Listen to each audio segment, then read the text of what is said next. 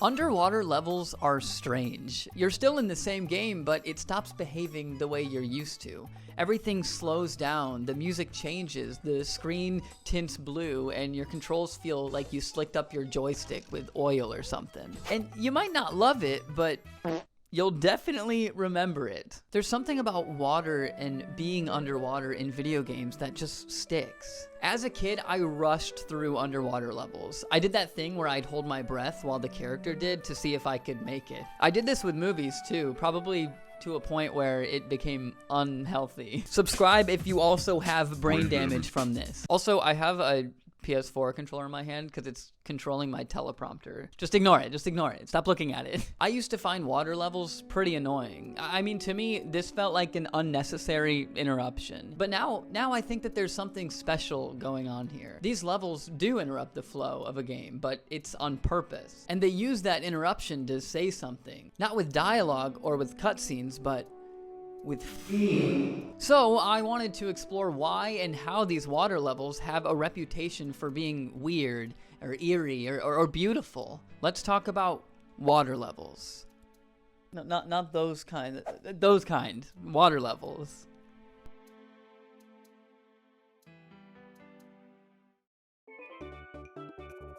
I live in Florida, so it's usually pretty hot here, and I spend a lot of my time at the pool.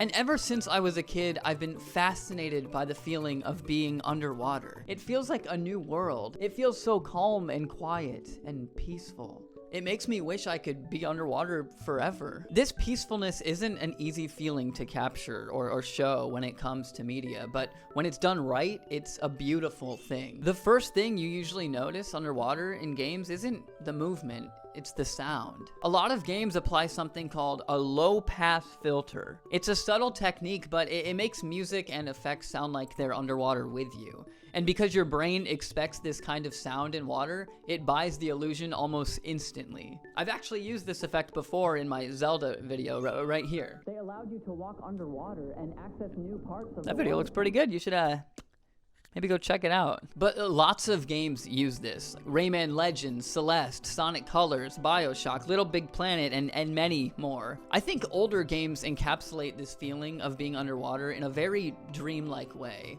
especially through the music. Overall, Mario 64's version of underwater is so magical. Dire Dire Doc's music, coupled with the sound of Mario swimming, creates something I feel like I've felt before, but I can't really grasp exactly what it is. It makes me feel at rest, and like nothing around me matters. And I think that it could be the environment too. You're dropped into this water instantly.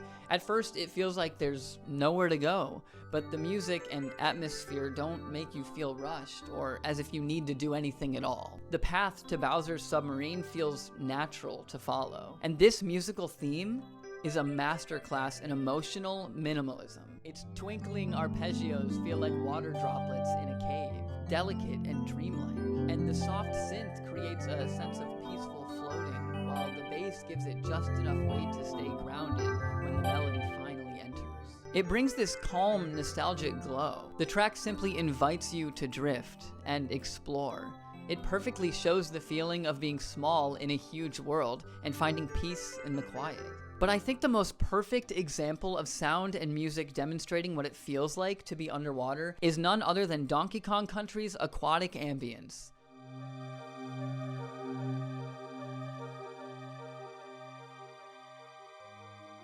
And what a perfect name, because it's not just a song, it's not an aria, it is ambience. It doesn't sound like game music. It's slow, layered, and soft. It makes you feel like you've entered a quiet, emotional space. Unlike Dire Dire Doc's, which feels safe and dreamy, aquatic ambience has a quiet eeriness to it. It's beautiful, but isolating. There's no clear goal in the sound, just endless space, gentle movement, and a strange kind of calm. It doesn't really invite exploration so much as reflection.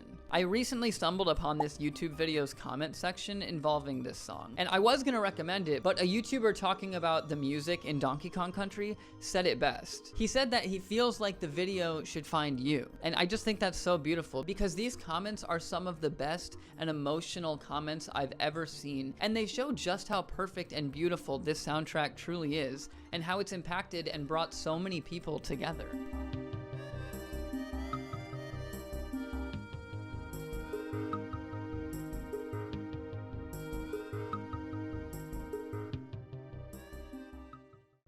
More modern games like Abzu or Subnautica use something called dynamic layering. If you swim deeper, the music might fade into reverb, move towards danger, and suddenly a cello sneaks in under everything. Sound becomes a tool for emotion guiding your instincts just as much as your ears. Being underwater doesn't just sound different though, it feels different. All games do this differently. They use physics that feel drastically different from the rest of the game. Now that sounds obvious, but it's more complicated than just you move slower. So how do they do this? What you're typically feeling in these games is something called an acceleration curve. This is how fast your movement builds up over time when you press a direction. On land, you press left and your character moves. In water, that movement builds up gradually like you're pushing against resistance. A good example of this can be found in The Legend of Zelda Twilight Princess. When Link swims, especially with the Zora armor equipped, his movement starts slow and then gradually increases in speed. This isn't linear acceleration. The longer you move, the faster he swims. When you stop, he also decelerates gradually, mimicking how real water resistance works. This curve gives swimming a heavier, more deliberate feel, emphasizing the water's drag and making underwater traversal feel distinct from walking or running on land. It's not just a movement mechanic. It subtly shapes how you emotionally perceive the space. Slower, quieter, and more effortful. Visually, underwater levels have always had to get creative. Early consoles couldn't render real transparency or dynamic lighting, so developers kind of faked it. They faked it with tricks like layered parallax scrolling, where background layers move at different speeds to create a sense of depth. To sell the underwater effect, they'd warp those layers with looping animations, ripple filters, or just tint the whole screen blue and call it good. Some went further, like in Yoshi's Island. This game used gentle wave distortions and floating enemies to suggest a watery atmosphere, even though it was all done with sprite scaling and offset scrolling. On the Genesis, Ecco the Dolphin pushed visual trickery hard. It used wave patterns across entire layers to create an illusion of water consistently shifting. There's really no real physics at play, but the ocean feels alive, dangerous, serene, and endless. It's all built on smart use of distortion, looping backgrounds, and moody color palettes. The Super Nintendo had a special graphics feature called Mode 7, which let developers rotate and scale backgrounds, creating flat, 3D effects. It was perfect for mimicking underwater motion, like the way water might swirl or ripple in every direction. Ocarina of Time took it into early 3D. Underwater scenes are slow and foggy with heavy blue tints and a slightly warped field of view. It's not really realistic, but it's believable enough, especially for when the game came out. You felt submerged. Modern games take all those old illusions and finally make them real. With GPU shaders, I feel like a lot of you nerds have probably heard of this one. These developers can simulate caustics, those shimmering patterns of light that dance across the sea floor. This is what I love so much about being underwater, are these like caustics coming down where you're like, you're like upside down looking at the surface and then water is like going up your nose. You might not even notice them, but when they're missing, something feels off. But when they're there, the whole world breathes. So we've changed the sound, and we've changed the physics, we've changed how the world looks. That leaves how it feels. Underwater levels often isolate the player, not just physically, but emotionally. There's less information on the screen, fewer enemies, or fewer paths. In Subnautica, that isolation is the entire game. You're surrounded by color, life, and movement, but you still feel alone.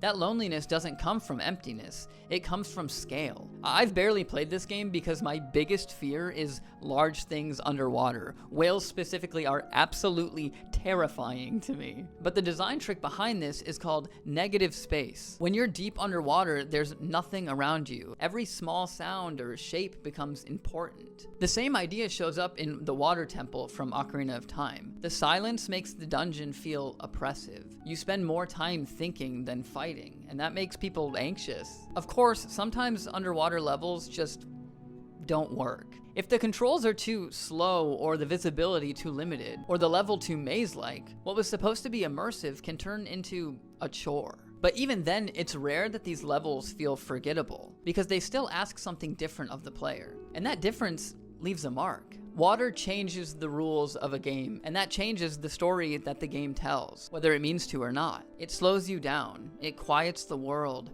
it breaks the patterns, and when that happens, you notice things. Like the feeling of your heartbeat, or the shape of your movement, or the space between you and the surface. Whether they're beautiful, or terrifying, or broken, underwater levels ask you to feel your way through.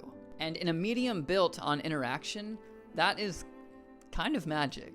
What underwater levels have stuck with you, whether it's good or bad? Just let me know in the comments. So if you like this kind of video, then I've got lots more coming, and I've got some other videos too if you want to check those out. And if you want to stick around, then maybe hit subscribe. Thanks for watching, and I'll see you next time.